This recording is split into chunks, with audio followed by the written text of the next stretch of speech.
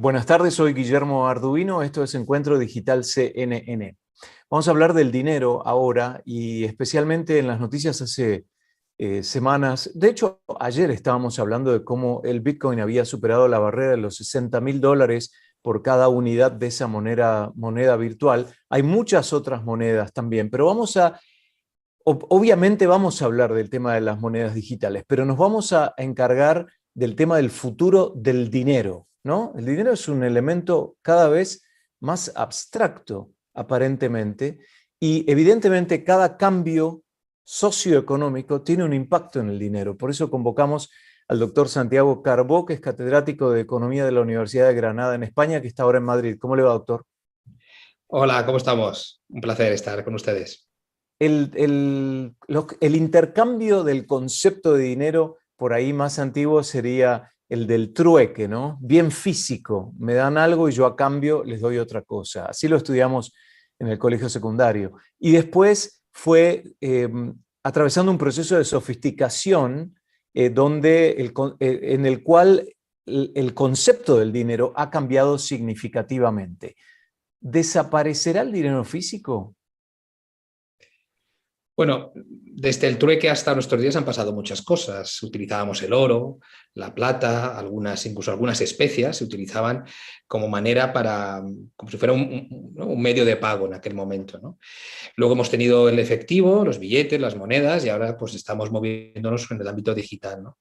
Yo creo que el dinero físico no va a desaparecer en el corto plazo porque, en primer lugar, tiene utilidades para toda la sociedad. Es decir, no olvidemos al final que si queremos hacer un regalo sorpresa, un regalo o hacer alguna operación que sea un poco más discreta para que de alguna manera no quede rastro, pues lo vamos a utilizar.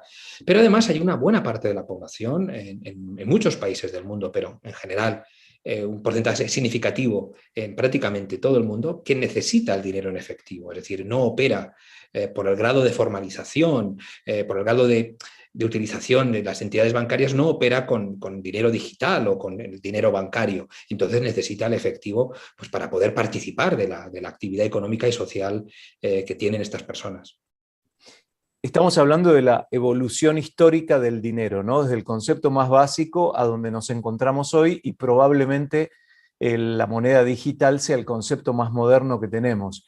Y recuerdo que cuando estudiábamos también en el colegio, el concepto de que cada billete tenía que tener un respaldo en oro era un concepto que se manejaba en su momento y además que la impresión desmedida de dinero provocaba inflación, por lo tanto el dinero se desvalorizaba. Después vinieron los conceptos un poco más sofisticados, como hace unos años, después de la crisis del 2008, que Estados Unidos instauró un sistema que se llama quantitative easing, que no, en verdad no sé cómo se dice en español. ¿Cómo se dice, doctor? Sería expansión cuantitativa, es prácticamente una traducción literal del inglés. Y que sería una emisión de dinero controlada y además dosificada para que no tenga un impacto negativo en lo que ello pueda provocar, ¿no? Bueno, lo que realmente intentó la Reserva Federal, de hecho, después de la pandemia, está intentándolo de nuevo, podríamos decir, está en otro proceso, podríamos decir, de quantitative easing o de expansión cuantitativa, y lo están haciendo otros bancos centrales. Lo que intentó fundamentalmente es animar la economía. Y para eso lo que hacía era comprar bonos, títulos de deuda. Cuando compra algo así, tiene que dar algo a cambio a aquellos a los que se lo compra, que es dinero, ¿no? Y lo que pretendía es que los países no entraran en deflación ni entraran en una depresión económica. Aún así, a pesar de la gran cantidad de dinero que se ha emitido en los últimos años, en dólares, en euros, en libras esterlinas, a pesar de eso, la inflación pues no se le ha visto. Ahora parece que se habla de ella, pero no se le ha visto. ¿Por qué? Porque había otras presiones en la economía que de alguna manera empujaban hacia abajo los precios, como puede ser pues, la propia crisis, la resolución de la crisis, una situación no muy favorable de la economía en general, a pesar de que, por ejemplo, en Estados Unidos se ha crecido bastante en los últimos años, quitando la pandemia, y eso, pues, a pesar de aumentar la cantidad de dinero, pues no ha generado inflación. Es como si ya no tuviera ese vínculo tan fuerte el aumento de la cantidad de dinero con la inflación como tuvo, por ejemplo, hasta el 2005 o el 2008. y además uno de los países más afectados por la deflación fue Japón, ¿no? Entonces se lo mira y su resultado de la contracción económica o la falta de crecimiento económico se lo mira con gran preocupación, mientras que hay otras naciones, Venezuela, Argentina, Irán y tantos otros países que realmente le tienen un terror impresionante a la inflación. Pero vamos un poco más abajo, porque yo pienso entonces ahora, si estamos hablando de digitalización, todos esos conceptos se traducirán a las monedas digitales o son elementos completamente distintos en su dinámica. No, realmente no son distintos. Antes lo teníamos o lo tenemos con dinero físico, vienen monedas, vienen billetes, y ahora lo tendremos de alguna manera en una wallet, en una billetera, en algún mecanismo que nos pondrán de alguna manera para tener esas monedas digitales. Si se emiten muchas monedas digitales, lo que va a aumentar es nuestra capacidad de gastar. Esa capacidad de hacer más gasto pues puede derivar en un crecimiento de la inflación. Entonces, los principios no cambian. Cambian el vehículo, que pasa de un vehículo más físico, como es el efectivo, a un vehículo más virtual, podríamos decir, más digital, como son las divisas digitales. Los esfuerzos de los gobiernos, sobre todo lo observo cuando viajo por cuestiones profesionales y asisto a distintas conferencias de organismos que buscan terminar con la informalidad laboral y buscan la bancarización, y sobre todo en aquellos lugares que tienen una gran incidencia de grupos nativos indígenas que en general sienten una desconfianza para con los bancos y los gobiernos. Se le busca, fíjese qué interesante, doctor, la confianza y la diseminación del concepto de la necesidad de formalizar el trabajo, de inscribirse en un sistema de previsión social, de abrir una cuenta de banco, se busca al líder religioso, al líder tribal, que es al que estos grupos que están un poco más atrasados en términos de la globalización, vamos a llamarle, confían a ciegas. Entonces los gobiernos se ven en la obligación de utilizar a ese intermediario para poder terminar con la informalidad, porque si lo vemos, a ver si estoy equivocado o no, la informalidad laboral es un abuso también, porque no se le está incluyendo a esa persona, aunque también va a tener que pagar impuestos, y después viene el debate si en realidad se lo está abusando porque cobra tan poco y tiene el control del gobierno y la succión de parte de sus ahorros. Entonces, le pregunto, ¿cuál será el impacto económico y el impacto social a medida que avanzamos en la digitalización de la moneda? Lógicamente se irá produciendo una mayor formalización de la economía y de la sociedad. Esto que usted está comentando, que hay una buena parte de la población que no desea o que no puede pues, estar en ese lado, podríamos decir, formal, institucional, no tiene una cuenta bancaria, tiene una informalidad laboral y fiscal, porque claro, es decir, no solamente es laboral, es decir, esas operaciones o esas transacciones que se hacen en efectivo y si no se tiene una cuenta bancaria y no se utiliza, pues lógicamente son transacciones que no quedan recogidas en ningún sitio, que no aparecen en ningún sitio, con lo que no participan oficialmente de la actividad económica. Es algo yo creo que razonablemente bueno porque, primero, normalmente una mayor formalización o una menor informalidad en este ámbito laboral o fiscal permite normalmente mayores desarrollos. Los países que tienen un mayor desarrollo han alcanzado un mayor nivel de participación formal, ¿no? de las personas y de las empresas, ¿no? Pero es que además yo creo que es justo, ¿no? Es decir, para que tengan todos sus derechos, puedan mejorar en su porvenir y en su bienestar y además también contribuyan al bien de todos a través de los impuestos. Si no, pues lógicamente se crea un sistema muy desequilibrado y yo creo que injusto. Por eso, todo lo que sea avanzar en la digitalización, de alguna manera va a ayudar en ese contexto a que todos participemos mucho más activamente de la actividad económica de una manera, podemos decir, formal y nos beneficiemos de todo aquello que tiene esa formalización también. Es decir, y muchas cosas son derechos, no solamente son obligaciones. Claro, además existe las responsabilidades fiscales, están también armadas en un cuadro que va de acuerdo con el ingreso, ¿no? Entonces, a una persona que cobra mucho más va a tener que pagar mayor cantidad de impuestos o tendrá alternativas como para postergar ese pago de impuestos o como para viabilizar ese dinero hacia otro lado y obtener un beneficio también. Doctor, ¿qué impacto tendrá entonces? Estoy pensando en las remesas, porque anteriormente se utilizaban mucho los inmigrantes para mandar dinero a sus familias, utilizaban Western Union y pagaban unas cifras bastante altas de comisión. Ahora con PayPal y con tarjetas de crédito que se pueden mandar digitalmente o a través de un email y el que lo recibe tiene que pagar una pequeña porción tal vez en un cajero automático, puede utilizar una billetera, un monedero virtual también para pagarlo. Es decir, yo desde el exterior puedo nutrir a un monedero virtual de una persona en un país en ese trámite que se llama remesa. ¿Cómo se verá afectado el tema de la remesa? Yo creo que el tener un instrumento digital o instrumentos digitales es bueno. Es decir, yo no creo que el modelo Western Union con el efectivo fuera necesariamente malo. Quizás lo bueno es que tuviera una competencia, ¿no? Es decir, yo creo que el ser humano, los individuos, lo que necesitamos es una gama completa de instrumentos e iremos eligiendo según nos convenga, ¿no? Evidentemente, si cada vez se hacen más remesas por instrumentos digitales o por vehículos digitales, esa competencia será buena. Vamos seguramente a ver una reducción de las comisiones, una reducción de ese coste que había tanto por el que emite la transferencia, esa remesa, como el que la recibe, ¿no? Que quizás si antes solo había muy pocos competidores, pues de alguna manera con el tema del efectivo, pues si ahora se incorporan las vías digitales vamos a tener un mejor servicio y probablemente una mayor competencia, algo que es probablemente muy bueno. Y por supuesto, se abren las posibilidades de crecimiento de esas remesas. Se globaliza aún más el mundo porque hay más canales a través de los cuales vamos a poder a nuestra familia, a nuestros amigos, a nuestra pareja, vamos a poder enviar de un país a otro pues ese dinero, esos recursos que pueden hacer falta. Yo creo que todo es bueno, es decir, primero aumenta la gama, aumenta la competencia, aumenta el servicio y seguro que podemos lograr una mayor amplitud y modernización de la forma de canalizar esas remesas. Y a medida que la digitalización, porque estamos hablando de digitalización en este caso de la moneda, pero la digitalización comenzó en todo sentido, ¿no?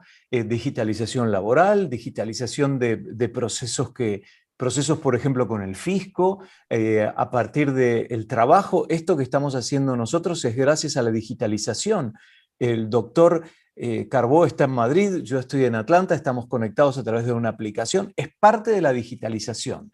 Entonces digo ahora, ¿cómo afectará al mercado laboral? Porque ese crecimiento de la digitalización y ahora la digitalización también del dinero facilita a que el que paga, el empleador, pueda buscar un empleado o un servicio en un lugar que le sea económicamente más viable.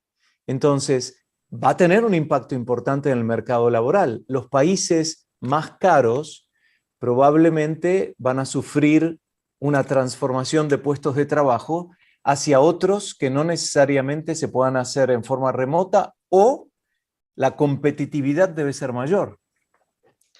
Estoy de acuerdo, pero no diría yo con un pero.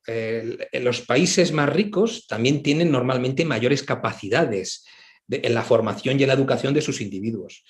No solamente van a buscar un coste, yo creo, las empresas también buscan capacidades, buscan habilidades que normalmente son más abundantes en los países más ricos. Es cierto que si los países que no son tan ricos también desarrollan muchos individuos con unas capacidades muy buenas, pues lógicamente vamos a tender a cada vez más a un mercado global en el ámbito laboral, que además, como usted apunta, con la digitalización se va a poder de alguna manera remunerar más fácilmente, es decir, alguien que está en Atlanta, por ejemplo, y quiere contratar a alguien en la India, por ejemplo, pues va a ser más fácil hoy, porque probablemente en la India cada vez hay mejor formación y también se puede canalizar más fácilmente esos pagos que haya que hacer, ¿no? Lo que pasa es que yo creo que no olvidemos que los países más avanzados siempre van a tener una ventaja inicial porque las mejores capacidades formativas están en esos países, es decir, los individuos probablemente que pueden aportar mayor valor añadido están ahí. Y, por tanto, también podrán ser contratados pues, buenos ciudadanos suecos o noruegos en Estados Unidos y a lo mejor el coste no es ahí lo importante, sino que puedan ofrecer sus servicios más allá de las fronteras, ¿no? Es decir, otro paso más hacia esa globalización, ¿no? Es decir, que en teoría, si los países no ponen trabas, pues lo que está favoreciendo la tecnología es cada vez que funcionemos y que operemos a escala global en todo, incluido también en la búsqueda de trabajo o en la búsqueda de recursos humanos fuera de nuestras fronteras. ¿Puede ser que una tarjeta de crédito, una transferencia de banco, haya sido el antecedente para una moneda digital? Es decir, la no presencia del billete. Bueno, sí que es una manera, por supuesto, porque el vehículo era digital, la transferencia y la tarjeta de crédito. Pero realmente lo que viene a sustituir más la moneda digital es la moneda física, el efectivo físico. Es decir, que en teoría no crecería tanto y a partir de ese momento lo utilizaríamos más con una billetera, una wallet en nuestro móvil o en cualquier otro dispositivo que tengamos. Es decir, y por tanto, yo veo más que la transferencia o la tarjeta de crédito, que eran ya pagos electrónicos, han sido el antecedente del vehículo digital, ¿no? Pero realmente lo que viene a sustituir la divisa digital, la moneda digital, es el efectivo, ¿no? que era la divisa real, física que teníamos hasta ahora. Y el fisco también se puede ver altamente beneficiado. Por ejemplo, las transacciones de propiedades en algunos países se hacen en moneda extranjera. Por lo tanto, requiere que se haga el pago en moneda, en papel. Entonces, si una transacción, vamos a decir, una casa vale $150.000 en un país cuya moneda no es el dólar, por una cuestión de inestabilidad monetaria del país, y se entrega físicamente el dinero de los dólares delante de un escribano y se pone en la escritura que se paga en dólares, cuando el gobierno cobra sus impuestos, tiene que hacer la transformación de esa moneda extranjera a la moneda local y se le cobra el coste a partir de los documentos presentados por el escribano o por el notario. Pero ¿qué tal si el notario dice que se vende por una cifra y en verdad se vende por otra? Porque eso sucede. Entonces el impuesto es menor. En cambio, si se hicieran esas transacciones en forma digital, estaría siempre el rastro digital para presentarse como evidencia y terminaría un poco la trampa de la compra de propiedades a través de una moneda extranjera en efectivo, ¿no? Sí, desde luego es un buen punto. Evidentemente, cualquier transacción, aunque se haga delante de un notario, si se hace en moneda en efectivo, lógicamente puede dar lugar a un cierto fraude, porque se pone una menor cantidad y ya está, ¿no? Es decir, y esto desgraciadamente ha ocurrido. Pero también es importante que sepamos que no todo se garantiza con los medios digitales. Es decir, el fraude a través de medios digitales, es decir, de blanqueo de capitales, etcétera, no tanto en las operaciones que usted comentaba de una compra de una propiedad, pero en otras, ese fraude por medios digitales está creciendo a mayor ritmo que el del efectivo. Es decir, curiosamente, el de utilizar el dinero físico. Por supuesto, el del dinero físico es más opaco y aún es más importante el fraude que haya. Pero el otro está creciendo también mucho. Es decir, se están buscando maneras de evitar el fisco o de evitar a los reguladores también con los medios digitales. Una vez, como se dice, hecha la norma o hecho en este caso el evento digital, también se puede hacer la trampa, ¿no? Y entonces, pero que sí, evidentemente, en el momento que se haga todo con rastro digital, va a ser más fácil poderlo seguir desde el ámbito fiscal y, por tanto, que paguen los impuestos correspondientes. Pero que no olvidemos, no podemos perder de vista que también a través de los medios digitales hay fraude y, por tanto, esa lucha no solo termina cuando reduzcamos el uso del efectivo en determinadas operaciones, sino que también hay que seguir luchando en el ámbito digital. Y la utilización de blockchain para transacciones o para movimientos, por ejemplo, de monedas virtuales como el Bitcoin, tienen la fama de ser inviolables, incorruptibles, que una vez que se haga una modificación en ese sistema, queda registrada y toda modificación posterior también existe el rastro digital que no permite que se edite el paso anterior. ¿No sería eso una inviolabilidad absoluta desde el punto de vista de la moneda y de la corrupción, etcétera? ¿O también se puede burlar algún tipo de movimiento con blockchain incluido? A día de hoy, blockchain es una metodología, un instrumento muy seguro. Probablemente algunos informáticos, algunos hackers pueden estar detrás de cómo lograr que se quiebre esa confianza, tenga problemas y en el ámbito de, como usted dice, de la credibilidad, porque parece que nadie lo puede manipular, ¿no? Pero bueno, es evidente que hasta ahora en la historia de la humanidad nunca ha habido nada de perfecto. Por ahora es una metodología muy segura. Eso no significa que algunas de las divisas que utilizan los blockchain, pues a lo mejor tengan, algunas de las monedas digitales como el Bitcoin, pues tenga una volatilidad que pueda ser peligrosa, que no tiene nada que ver con lo que es la propia metodología. Pero sí que es una metodología muy segura y muy transparente en el ámbito de que cualquier cosa que ocurre en esa cadena se sabe y se conoce por todos los diferentes usuarios. Ahora bien, vamos a ver si con el tiempo no hay alguien que también idee algo que pueda generar problemas, incluso a una metodología tan segura y tan garantista como es el blockchain. Ojalá se aplicaran también en los movimientos de dinero de los gobiernos, porque de esa forma, si se obligara a que todos los gobiernos tengan que usar blockchain, habría un registro absoluto de cada movimiento y probablemente se eliminaría la corrupción, pero para eso se requiere de voluntad política, ¿no? Y parece que estamos muy lejos, doctor, de ese punto. Demos por cerrado el tema del futuro del dinero y el debate sobre la desaparición para hablar de Bitcoin en particular y las monedas virtuales. ¿Le parece? Sí, muy bien, perfectamente. El Bitcoin, como el Ethereum y tantos otros, se comportan como si fueran acciones de la bolsa. Suben y bajan de precio. Si de golpe hay una persona que compra millones y millones de dólares en Bitcoin, probablemente por ese principio de oferta-demanda, el precio del Bitcoin suba. ¿Cómo podemos negociar el concepto de que una moneda pueda funcionar como una acción? Bueno, la verdad es que para un economista convencional, entender el Bitcoin y su volatilidad, o Ethereum o cualquier otro, es difícil. Es decir, esto muchas veces lo explican mejor los ingenieros informáticos. Lo que pasa es que para los economistas financieros, pues nos despierta alguna preocupación. Primero porque tiene una volatilidad excesiva. Es decir, las acciones normalmente no tienen esa volatilidad, suben y bajan, pero no el 10-15%, salvo que haya una noticia, pues de alguna manera, muy chocante, muy difícil para esa empresa. ¿Qué ha pasado con el Bitcoin? Pues llevamos 10 años que tenemos unos tipos de intereses bajos, incluso negativos. No hay alternativas a la inversión fácil. Es decir, no hay buenos bonos, no hay acciones que te garanticen una rentabilidad. Antes el oro se buscaba como refugio, antes incluso algunas divisas. Y entonces de repente todos de alguna manera empezaron a mirar a Bitcoin y a otras divisas digitales o criptomonedas como la manera de decir, oye, este es invertir aquí me puede dar una rentabilidad.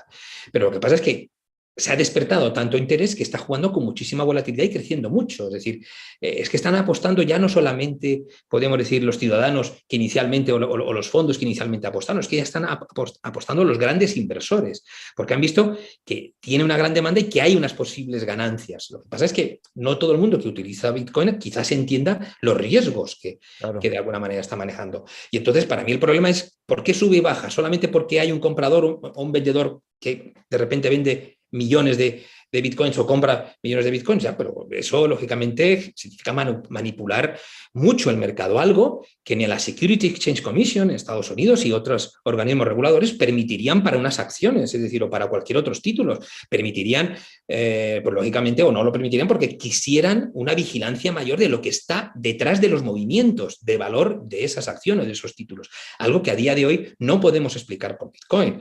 Entonces eso lo hace un instrumento como muy peligroso para aquellos que no sepan bien cómo funciona ese mercado. Ahora sí, en este momento hay mucha gente que lo está utilizando como manera de ahorrar, es decir, y el que invirtió hace 6-7 años ha ganado muchísimo dinero. El problema es cuál será la salida si de repente empieza a hundirse y realmente no despierta el interés de nadie, ¿no? Pero ese es el gran problema, pero que desde luego en este momento se considera como un activo más por muchos de los inversores. Sí, es un concepto difícil de manejar. También uno puede comprar, pero vender estas monedas es un poco más complicado. Tiene que atravesar el proceso que se llama mining, que es otra etapa difícil de entender, pero evidentemente algo está cambiando. Es todo por la digitalización, sin duda. Y me pregunto si la abstracción del dinero es cada vez mayor debido a esta diversidad de oportunidades nuevas que tenemos. Porque cuando yo decía que el Bitcoin tal vez se comporta como una acción, pensaba simultáneamente, bueno, la cotización de las monedas extranjeras también se comporta de esa forma en el contexto de un país. Si hay mucha demanda de dólares en un país, el dólar empieza a subir. Si hay mucha oferta de dólares, el dólar baja, el valor del mismo, ¿no? En ese contexto. Por lo tanto, los gobiernos especulan un poco con eso para controlar el tema de las obligaciones de intereses de deudas externas y todos los contratos que hayan adquirido. Pero la pregunta final es esta, ¿sabemos algo sobre las monedas digitales y sobre el futuro del dinero? ¿Es poco lo que sabemos o es mucho lo que sabemos? Evidentemente sabemos cada vez más. Es decir, hemos visto una evolución además muy rápida en los últimos años y además mucha gente siguiéndolo. Cada vez sabemos más. ¿Qué ha pasado con Bitcoin, Ethereum, etcétera? Pues que han sido monedas digitales privadas, no centralizadas en el sentido de que no están emitidas por un banco central. Es decir, llegará un momento en el que la apuesta de los bancos centrales, de la Reserva Federal, del Banco Central Europeo, etcétera, por las divisas digitales, por estas monedas de los bancos centrales digitales, pues lógicamente pueden cambiar este juego, pero aún están rezagados en ese tema, es decir, aún tienen un peso muy importante las privadas como Bitcoin.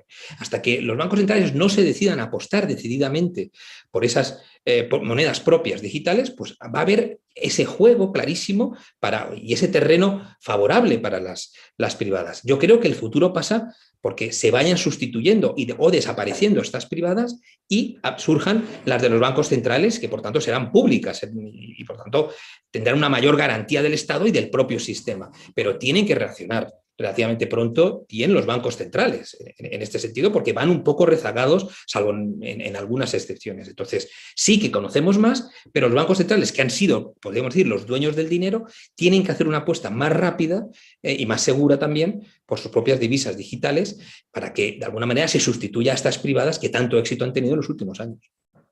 La palabra que más me ayudó a mí, independientemente como un inversor discreto, ¿no? Pequeño, desde que tuve independencia económica, fue diversificación. Es decir, estar protegido a través de la diversificación en todo tipo de transacciones. Por ejemplo, si uno compra como una inversión un piso en un edificio, es mejor no comprar dos en el mismo edificio, sino uno ahí y otro en otro lado, o en distintos países. O al comprar acciones, no poner todo el dinero en un tipo de acción, sino buscar riesgos que sean diferentes de diferente nivel, etcétera, etcétera. ¿Usted está de acuerdo con el concepto de que la diversificación protege de alguna forma al inversor? Por supuesto, la diversificación geográfica que usted ha apuntado entre divisas, entre diferentes instrumentos, tener tanto renta fija como la deuda, renta privada, perdón, renta variable como las acciones, es muy bueno, porque así cuando un mercado no va del todo bien, otro va mejor y uno no incurre en muchas pérdidas, ¿no? Entonces la diversificación sigue siendo un elemento fundamental. Es por eso que curiosamente también Bitcoin y otras han tenido mucho éxito, porque ha sido una manera de diversificar hacia vehículos, hacia instrumentos que estaban dando una rentabilidad más elevada que los bonos, que estaban dando muy poca, ¿no? Entonces, el Bitcoin ha sido una parte, un eje fundamental de la diversificación de los últimos años. Eso sí, con los riesgos que hemos comentado antes. Y quiero agregar una palabra más, que es muy, pero muy importante, y es la edad de la persona que hace la inversión, porque evidentemente tiene que pensar cuándo va a necesitar ese dinero y ese lapso es fundamental para ver cuánto puede arriesgar. Cuanto más adulto uno es, el nivel de riesgo debe ser mucho menor porque la necesidad del dinero probablemente esté más cerca. Me encantó, doctor, haber hablado con usted. Espero que los comentarios hayan ilustrado también la mente de nuestra audiencia, porque este tipo de conceptos, este tipo de expresiones ayudan a la independencia de cada persona, ¿no? Y a manejar la economía propia, que es la más cercana a la microeconomía nuestra personal, que nos va a ayudar en todo momento. Doctor Santiago Carbó, muchísimas gracias. Un placer, muchas gracias a ustedes. Y a ustedes también por acompañarnos y nuevamente, ojalá estos conceptos los ayuden para utilizarlos en el momento en que tengan que tomar decisiones que involucren estos temas. Soy Guillermo Arduino para Encuentro Digital CNN. Hasta la próxima.